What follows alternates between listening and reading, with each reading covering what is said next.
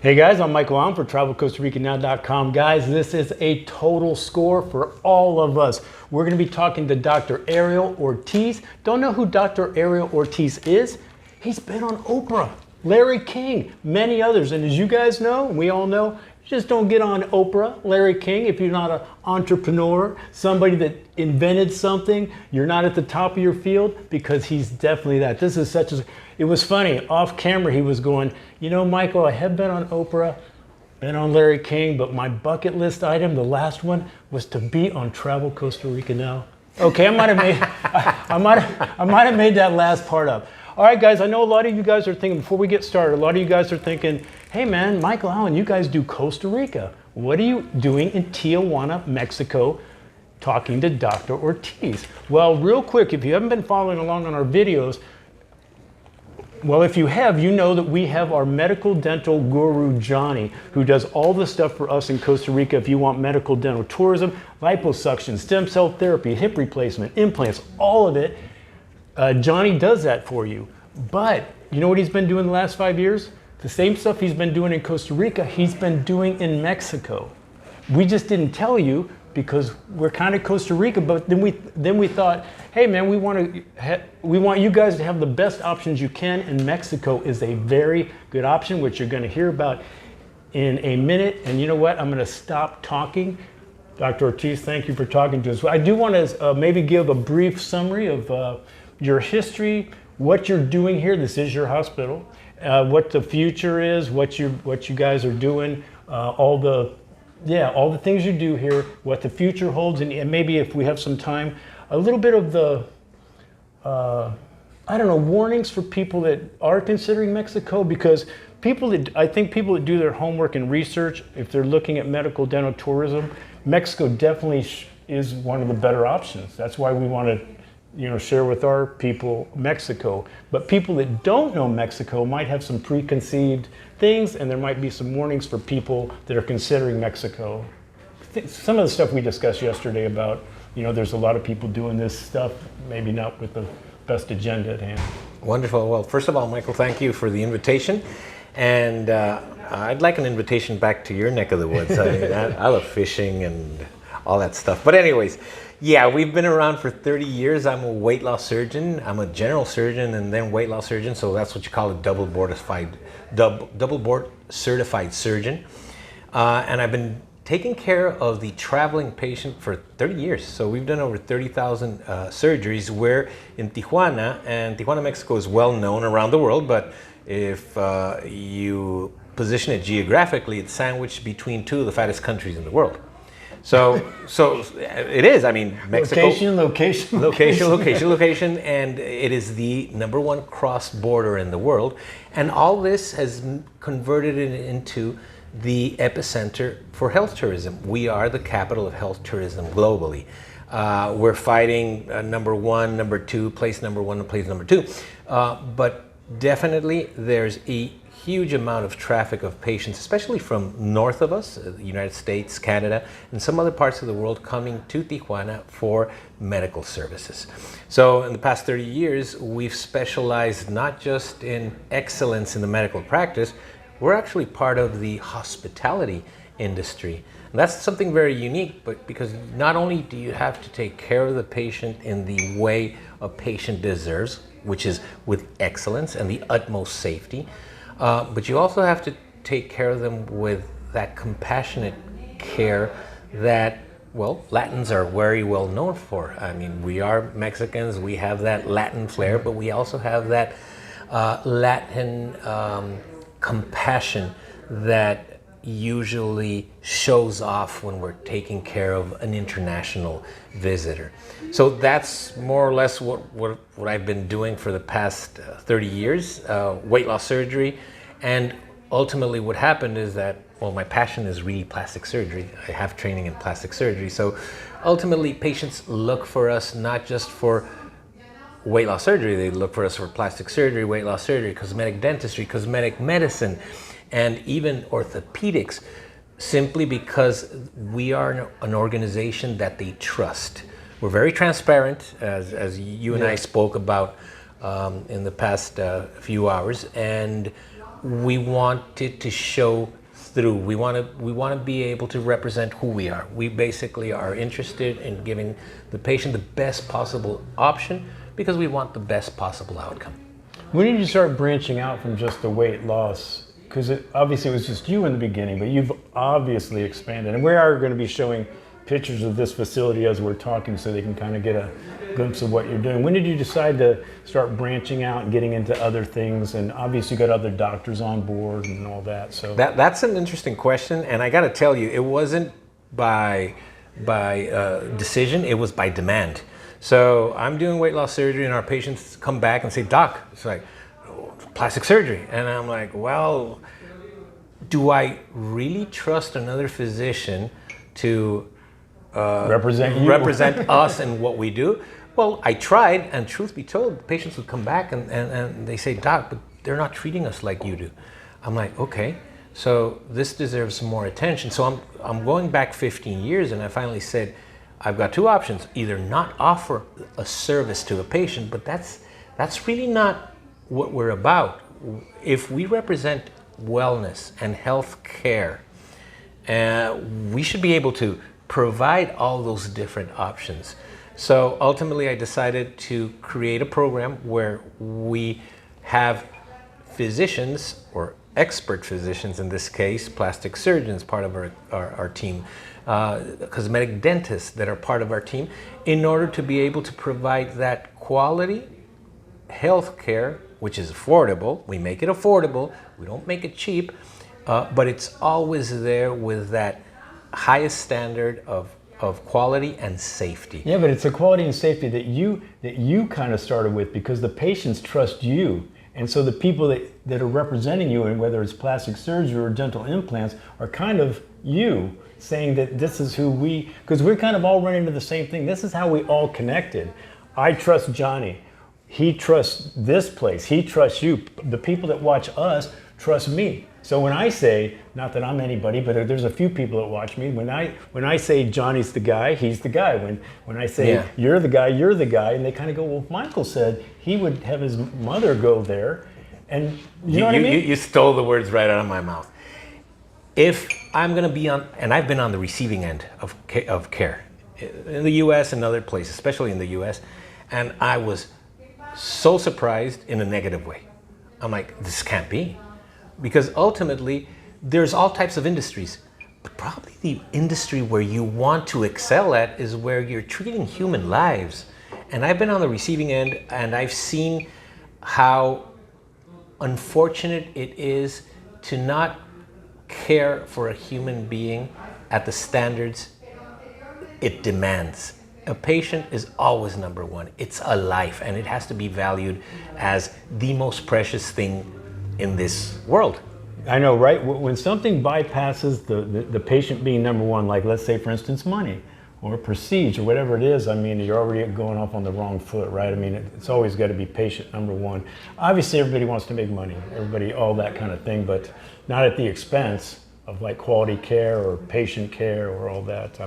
So in this industry, and this is really important concept, everybody wants to make a buck, right? So the medical industry, especially the health tourism industry, where the patient travels outside their zone of comfort, their city or their state, sometimes it's their country, and they go to an international country, what happens is that they lose control. They lose control because they don't really have a system that's caring for them and providing the best quality, so to speak. Usually that's in charge of the government and the agencies that are.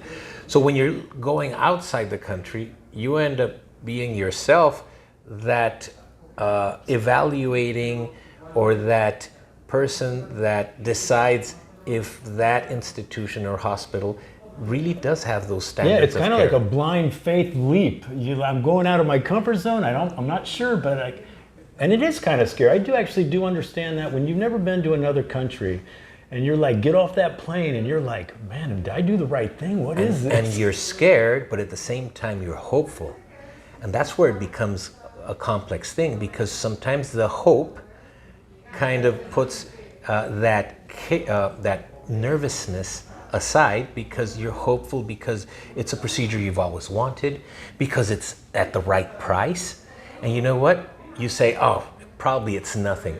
And unfortunately, in this globalization of medicine, number one, and number two, the health tourism industry, there's a lot of self-promotion where it's mostly done by price.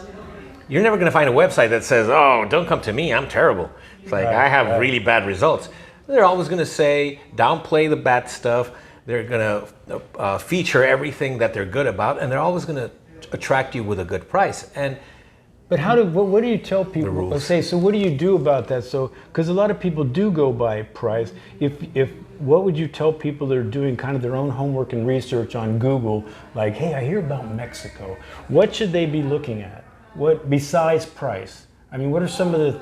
I mean, like we talked a little bit about accreditation and stuff yesterday, but what are some of is there red flags of things that they should be like, if they see this thing, hey, stay clear, or I should go in this direction over here, like for instance, your place. But what should they be looking for if they're doing it's not a doctor referral, they're doing it themselves. What are some of the things they should be looking at? Well, besides price. I'll answer simply, you have to become an expert, and you're going to have to study maybe 10 or 15 years, a specialty in hospital management, in safety, in quality, in accreditation, in order for you to be able to say, without a doubt, this institution is the one I want to go to. That's the first option. And I've never met a patient that did that. The second option is rely on third-party accreditations. And these are basically third parties. These are companies that are experts in everything that has to do with safety and quality in a hospital. And they go and actually accredit, or they award a hospital the highest award possible, which is a global standard in quality. They give you this gold medallion that they award it to such hospital that's been nominated, and then it's actually self-imposed evaluation. But once you become that standard of accreditation, then you can tell the world, these guys came over and they're experts, and they said we're the top globally. That's what a third-party accreditation is. Now in the US, it's all over the United States. The JCO is a good example, a joint commission. And that is the standard of care, of quality that's required for a company to do business in the US, a hospital to do business with insurance companies, payers, etc. In Mexico and Latin America, it's not a standard that's required, thus very few hospitals have it. There's very few things that a person can tell you that's doing business as a physician that cannot be told by a third party. The difference is that the third party has no economic interest whatsoever in showing or saying things about you. That's why the third party accreditation is so important. I'll give you examples. There's several. The most important one internationally is called Joint Commission International. There's another one called Global Healthcare Accreditation, which is up and coming, which both of them have the highest standard of accreditation themselves. They're the most respected globally. But if you are a patient and you're looking out there, you have to understand that most of these organizations that are offering services for health tourism are out for money.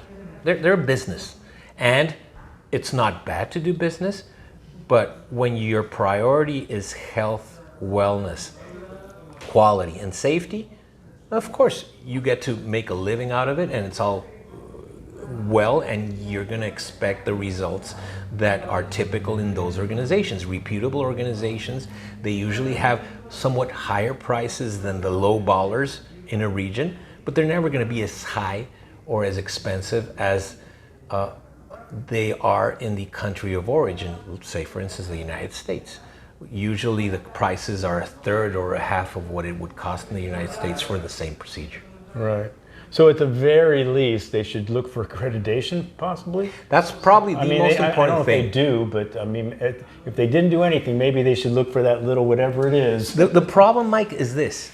Say, for instance, I'm going to go to have plastic surgery to Tijuana. and I'm going to look at a website and I'm going to look at this doctor. He's got some really nice pictures, some before and afters. It's great. Couple testimonials. Yes, nice testimonials. And you're going to look online. The least thing you please, people, do a Google search. The doctor's name and results. That's really telling, and people don't do that. Okay, number 2, you go in there and you want to be a little bit more savvy. Look at the doctor's name and look for his license, medical license. Remember, so a doctor needs, number 1, to have studied to be a real doctor, right? And there's a lot of, I know about this personally, that are not physicians that are doing procedures, okay? So just be warned. That is so scary. That's scary. So if they studied, they have a title. Now, does that mean they're legal? No, they have to have a license, right? And they have to have a medical license. Now, if they're a specialist, they have to study again. So now they have their specialty title, right? And now they have to have a license for that specialty. Okay, here we go. Are you an expert in asking all those questions? Then, all right, maybe he studied and he's got all these 4. Does he keep on studying? Is he up to date? If he does, he has a board certification. He's board certified because every 4 years, 3 years, 5 years, you have to get board certified. So that's a complete doctor to me. Somebody that has the specialty, that's studied, that has their license, they're accredited, they have their board certification. Well, that's the least minimum that you have to in order to trust that individual. Are you guys up to it? Is the client up to it? Most consumers want to consume a surgery once and never come back. One plastic surgery, one bariatric. So they're not experts. And I can't expect patients to be experts because, you know what, they're full of hope. And unfortunately, they're sidetracked by pricing. If you're looking at, sometimes the hope clouds their thinking. See, this is kind of just to kind of everybody's horn here. This is kind of why we're doing this. I want people to see these videos, and when they connect with me, it's almost like if I'm talking to somebody, like for instance, we use Johnny, we're all accredited. This is we're doing cream of the crop, so they don't have to do it. That's what Johnny does, is he vets people and he finds all the great places to go, like your hospital or other, he does the doctors for you. So that's kind of what he's provides. So that was kind of a tooting our own horn thing. It's good. So they don't have to actually do it. So they write us, hey, I'll connect you with Johnny. You will have a good doctor. You will have I'll handhold you as much as you need it, but you don't even have to research. You guys are trustworthy because you're using standards of excellence as your guide. And people have a difficult time comparing apples to apples because there's a lot of organizations that are sending patients everywhere. And patients say, well, this is a new organization. Why do you think they're new? They're not new. They've been at it for years. Every time they have an issue, a complication or a death, you know what they do? They change their names. That's true. Because it's money driving the business. It's not quality. And at the end of the day, quality has an associated cost. Doesn't mean you're going to pay just like if you were in your own country. But if you're going for the lowest price, it's going to hurt. And you can find the lowest price. Oh, it's crazy. I can't do surgeries. I mean, we were talking about this yesterday. I see the pricing. It's like, I can't buy the equipment I use, the medical devices I'm going to use in a surgery for what they're charging for the whole procedure. And because I know this firsthand, I know that they're using devices that are not approved, some that are for veterinarian use. I mean, crazy things like that. Older devices that are out of date, out of use, that have been removed from the market. All these things happen because they're competing for the patient's money. They're not really competing with quality and safety as their main goal. It's almost like, well, we're not going to see you again anyway. Exactly. Bye. Just look online. If you're going to an international destination and you look online and you see how's their follow-up program, and if it doesn't exist, believe me, their follow-up program is like, this is not my problem. You have a complication, go find somebody to fix you. So real quick before I ask you a couple other questions. So again, you said it earlier, but what's the services you guys provide? You do the weight loss thing, or a lot of weight loss, gastric stuff, metabolic things. But you also, there's plastic surgery here. And that encompasses all nose, breast augmentation, liposuction, Correct. the whole thing. So we're the first building after you cross from the United States into Mexico. So we're in the first city block of Tijuana, and we did that on purpose because we want to facilitate things. So it's about taking care of the patient, holding it in their hand. We typically pick up our patients at the U.S. airport. We have our own transportation system. They come down, we greet them. They come down sometimes with family members. And ultimately, it all started with weight loss surgery, which there's a great demand. So we schedule 10, 15 surgeries every day. We have several operating rooms, and my surgeons have been working with me for 2 decades at this point. But it's those same patients that now come back and trust us and say, Doc, what about plastic surgery? So we do basically everything plastic surgery, but we're highly specialized in the post-weight loss plastic surgery. And that's a specialty in itself. Any surgeon can do breast lifts, augmentations, butts, etc. But when you're talking about body contouring, Is that like the skin, getting rid of the skin? That's when you're tailoring the skin to the new body. And that is an art. That's an art form. And it's an art and a science. But the results, Michael, you've seen the before and afters I have. They are amazing. And I mean, I get goosebumps because we're changing lives. And once that happens, a lot of our patients are asking, Doc, what about cosmetic dentistry? So we added that you to the implants. We do the implants, the veneers, cosmetic, all the that veneers. stuff. But we're highly specialized ambulatory center because we hate hospitalizing patients. We're not about hospital, we're about doing your surgery, getting it done, and sending you back either home or back to the hotel.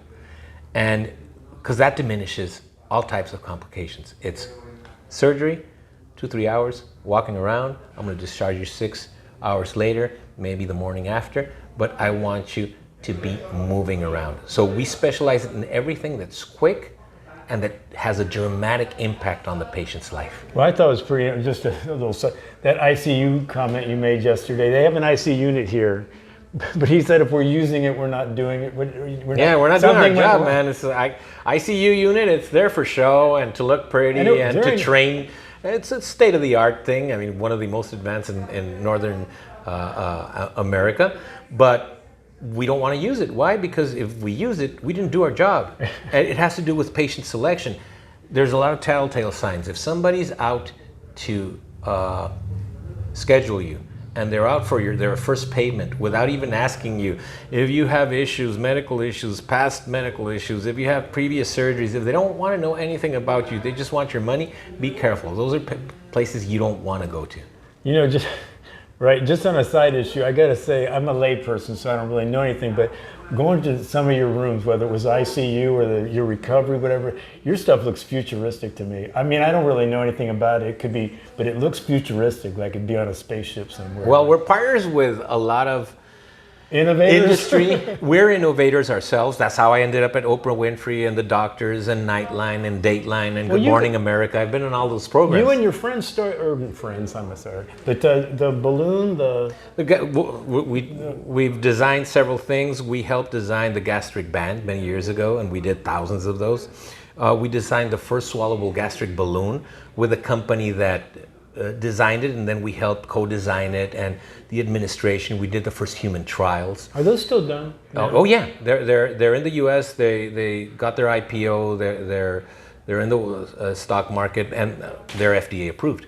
And there's several variations of the device, but it's a device that works. We've trademarked and patented devices, plus we've trademarked weight loss procedures. So I trademarked 2 especially that are not done anywhere else in the world, and they're spectacular procedures. The stomach sparing gastric sleeve is one, the improved gastric sleeve is another one, and we've published these results, and the results are much better than the standard of care available around the world. What does this mean? This means that you're going, if you really want the best option, you want to look to a place that not just has excellence in the medical practice, they have to be researchers and educators. because that's the whole package, and that's what we do at the Institute. That's how we ended up with what you were saying right now. All this place looks very futuristic. Well, it is the future now, and we're caring for international patients hand in hand with companies that have partnered with us because they also have the end Same goal. vision. Same vision. It's the best option for the patient, the best quality, the best safety profile is job number one. So what's new, just out of curiosity, what's new on the horizon in weight loss? Is there some kind of cool Elon Musky thing that's going to happen in the world of, Well, I got to share with you something that we're about to launch, and this is, I can't disclose the companies, but we will be the first hospital to monitor patients' vital signs, all vital signs, 24/7 after they've been discharged back into their own country. Wow. I will be able to know exactly what the patient's blood pressure or vitals, any vital sign, 4 days after the surgery where they're back in Minnesota or wherever. Wow. First time ever done. And that's going to give, I think, this misunderstanding about health tourism being the cheap option for healthcare. It really isn't. We have different types of patients that look at us as an option, and it's not just because of price. Yes, definitely we have a more affordable cost than comparative in other countries, but we have the timeliness of care, which means we can take care of you much sooner than our counterparts in their own country. The quality of care, we've done 30,000 procedures. I mean, I don't want to do them with my eyes closed, but I could. And you guys have been the forefront. Mexico has been, it seems like you were saying yesterday, like 10, 15 years ahead of a lot of other, let's just say, countries. The availability of care, you got it. There's stuff that's available here in Mexico 10 years before it's available in the US. And people are like what? Well, like heart stents, like heart valves, like those gastric bandings. Yeah. All these things were Is available. it bureaucracy that you're able to get things a little quicker? It's FDA protocol that they try to expedite it, but there's so much requirements that they ultimately end up trusting in other countries where things are done, and then they say, oh, look, it looks safe, so then they adapt Mexico's doing it, and must be okay. One of those examples is the gastric balloon.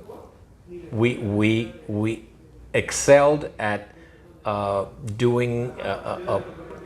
creating a system where you swallow this gastric balloon and it inflates in the belly, and then we follow up these patients, and then they actually end up losing weight, and the US wanted it, so we had actual US oversight here in Tijuana at our center because the FDA was like chomping on the bit to get it, and it was finally approved, but it was done here in Mexico. So that kind of leads me to one of my last questions. So, again, for people that research this, they know, people in the field know Mexico's at the forefront, but some other people hear the word Mexico or Tijuana, and it seems like you're always, and then you do have, let's say, the scammy doctors here as well, kind of bringing down everybody else a little bit. So kind of the constant struggle, maybe you could discuss a little bit of the constant struggle of trying to, hey man, we really know what we're doing, but we do have some bad actors here doing some not so good things. That constant struggle of, changing the perception for people that don't know, like Tijuana, Mexico in general. You know what I mean? We were talking about it a little bit yesterday. Do you understand? I think that a great example is something that's very little well known about TJ, but Tijuana actually is one of the number one manufacturing for aerospace in the world. Really? Yeah, and it's impressive. Now, that is impressive. That's if the aerospace industry knows it because that's their niche, but the general public doesn't know it. Now, having said that, we are extremely well known in that industry because our standards are extremely high. So, as they are in the medical field, really. Well, that's what you would like in a perfect scenario. Or is it just you have the high standards? It's the industry require. You're never going to find a Boeing or a company that says, "Hey, can you get me the lowest, the cheapest engine for my new plane?" It's like, no. That's good. That's a recipe for disaster. Yeah.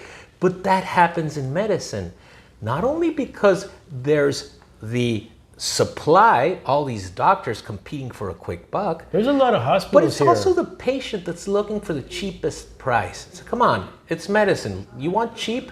I don't know. You don't even want cheap beans down here. It's like Right. you're talking about your health and your well-being and your life. Do a little bit of research. There's always going to be that supply, that unethical competition around, because these people are out for money and they're going to get it one way or another.